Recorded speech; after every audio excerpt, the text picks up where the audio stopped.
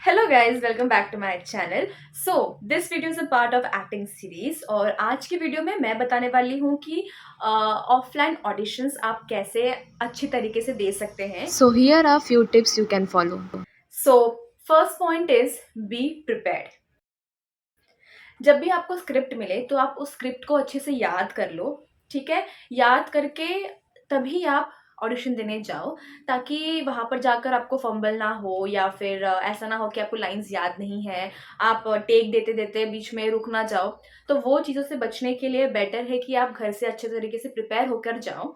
या फिर अगर आपको वहाँ पे स्क्रिप्ट मिलती है, ऑन स्पॉट स्क्रिप्ट मिलती है, तब भी आप अपना टाइम लो, अच्छे से रीड करो, स्क्रिप्ट अच्छे से लर्न करो, फिर ही ऑडिशन रूम में जाओ। आपको अच्छे से प्रिपेयर होना बहुत ज़रूरी है।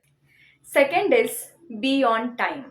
अगर आपको कहीं ऑडिशन के लिए बुलाया है, अगर आपको टाइम दिया गया है, तो आपको उसी टाइम पीरियड में वहां पर आना है।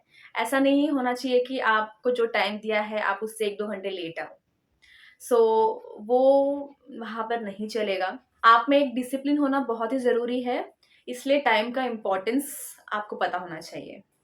तो कहीं भी जाओ टाइम से पहले चले जाओ, ताकि आप लेट ना हो। और अगर मैं ओपन ऑडिशंस की बात करूँ, क्योंकि ओपन ऑडिशंस में जनरली बहुत भीड़ होती है, तो बेस्ट तरीका है कि आप जो टाइम पीरियड दिया है उससे 1 घंटे पहले ही आ जाओ, ताकि आपको बहुत देर तक खड़े ना रहना पड़े और आपका टेक भी फटाफट हो जाए। क्योंकि क्या होता है ना, अगर आप ऑडिशन के लिए गए हो और वहाँ पर बहुत वेटिंग पीरियड हो जाए, तो आप भी एग्जॉस्ट होने लगते हो, तो जिस वजह से आपके परफॉर्मेंस पर भी इफेक्ट हो सकता है। इसलिए टाइम से पहले जाओ, अच्छे से प्रिपेयर होके जाओ और अपना टेक अच्छा दो।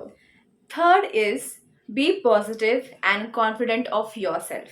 रियल लाइफ में भी आपको पॉजिटिव सोचना है, आपको पॉजिटिव एटीट्यूड रखना है लाइफ को लेके, और हमेशा अपने आप में कॉन्फिडेंट फील करना है, तभी आप पब्लिकली स्टैंड आउट कर पाओगे।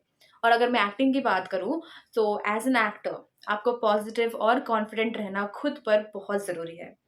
बिकॉज कोई और आप पर विश्वास करे ना करे, आपको अपने पर विश्वास करना चाहिए। ठीक है, इसीलिए पॉजिटिव माइंडसेट होना बहुत ज़रूरी है। अब जब आपको स्क्रिप्ट मिलती है, ठीक है, तो आपको उस कैरेक्टर को अपने आप में फील करना है, आपको वो एक कनेक्शन बनाना है।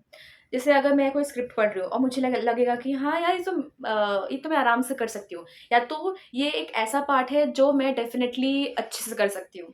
ठीक है, तब हमें अपने आप में एक अलग सा कॉन्फिडेंट फील होता है।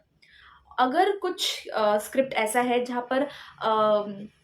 आप जहाँ पर आप कॉन्फिडेंट फील नहीं कर रहे हो स्क्रिप्ट को लेकर, तो आप परफॉर्मेंस भी अच्छा नहीं दे पाओगे। इसलिए कैरेक्टर के साथ आपका कनेक्शन होना बहुत इंपॉर्टेंट है, उस कैरेक्टर को अपनाना बहुत ज़रूरी होता है। तो जब भी आप ऑडिशन रूम में जाओ, कहते हैं ना, ओन द रूम। आपको ऐसा समझना है कि आप एक्टर हो और ये मेरा ही स्क्रिप्ट है, ये रोल मुझे ही मिलने वाला है और मैं इसे क्रैक करके रहूँगा। और ये जो स्क्रिप्ट है, ये जो कैरेक्टर है, वो मेरा ही है। अगर आप ये अप्रोच लेके जाते हो तो डेफिनेटली आपका ऑडिशन बेस्ट होगा। इसीलिए अपने आप में पॉजिटिव रहना, कॉन्फिडेंट रहना बहुत ज़रूरी है, क्योंकि जब ये दोनों चीज़ होगी आपके अंदर, तो आप कुछ भी अचीव कर सकते हो लाइफ में। Fourth is listen to the instructions given. जब आप ऑडिशन देने जाओ, या फिर आप अगर आप घर से भी ऑडिशन बना रहे हो, तो जो भी इंस्ट्रक्शंस दिया गया है उसे आपको अच्छे से फॉलो करना चाहिए। मान लो आप ऑफलाइन ऑडिशन देने गए हो, तो कभी कभी क्या होता है कि जो स्क्रिप्ट रहता है उसमें हमें एक सीक्वेंस करना होता है। जैसे इंस्ट्रक्टर्स होते हैं वो हमें इंस्ट्रक्ट करते हैं कि हमें ना इस तरीके से ऑडिशन चाहिए, आपको यहाँ पर बैठना है, आपको मग लेना है, आपको वहाँ देखना है। जो भी वो इंस्ट्रक्शंस आपको देते हैं आपको अच्छे से फॉलो करना है, एंड तभी वो एक ऑडिशन अच्छा बनेगा। क्योंकि मोस्टली हम ऑडिशन ऐसे ही नहीं दे सकते, लाइक हम सिंपल सिर्फ कैमरा में देख रहे हैं एंड बोल रहे हैं। हमेशा ऐसा नहीं होता है, कभी कभी हमें कुछ सीक्वेंस करना पड़ता है। तो वो जो भी रहता है वहाँ पर कास्टिंग कोऑर्डिनेटर्स या फिर जो भी असिस्टेंट्स होते हैं, सॉरी, कास्टिंग असिस्टेंट्स जो होते हैं, वो हमें इंस्ट्रक्ट करते हैं। तो वो सारे इंस्ट्रक्शंस हमें अच्छे से सुनकर देन परफॉर्म करना है। एंड सेम अगर आप घर पर से भी ऑडिशन बनाकर दे रहे हो, सेल्फ टेस्ट दे रहे हो, तो हमें कभी कई बार इंस्ट्रक्शंस लिखा हुआ रहता है कि आपको ये ध्यान रखना है।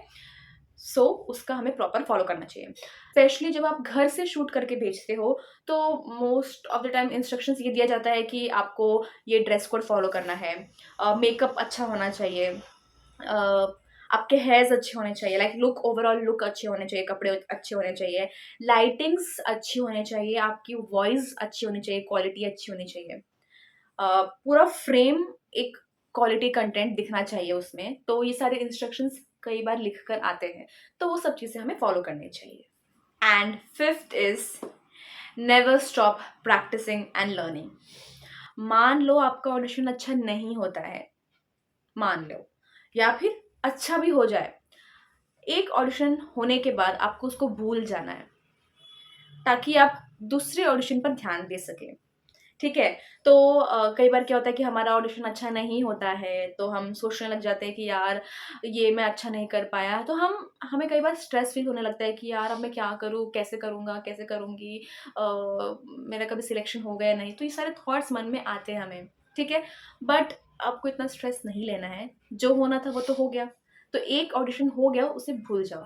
अब हमें अगली की तैयारी करनी है, ठीक है? आपको अगले इसमें बहुत अच्छा करना है, अपना बेस्ट देना है। ठीक है? और अगर आपका पिछला ऑडिशन अच्छा नहीं गया है तो आप खुद एनालाइज़ कर सकते हो कि ये पॉइंट्स थे जहाँ पर मैं अच्छा नहीं परफ़ॉर्म कर पाया, तो आप उसे लिख लो, ठीक है? और जो-जो पॉइंट्स आपने अच्छे किए हैं वो भी लिख लो, ताकि आपको पता हो कि आपके बेस्ट शॉट्स कौन-से थे और थोड़ा गड़बड़ कहाँ हुआ है। तो जहाँ पर गड़बड़ हुआ है उसको आप एनालाइज़ करो और उसको नेक्स्ट ऑडिशन में सुधारने की कोशिश करो ताकि आपका टेक अच्छा हो। सो इसलिए आपको हमेशा प्रैक्टिस करते रहना चाहिए और लर्न करना कभी छोड़ना नहीं चाहिए। And practice makes a man perfect, right? तो ये थे कुछ 5 वेज़ जिससे आप अपना ऑडिशन अच्छा कर सकते हो या फिर ऑडिशन पर जाते वक़्त आप इन-इन बातों का ध्यान रख सकते हो, ताकि आपका ऑडिशन अच्छा हो। सो आई होप आपको ये वीडियो अच्छा लगा हो। सो अगर अच्छा लगा है तो please hit the like and subscribe button. Thank you so much for watching this video till the last.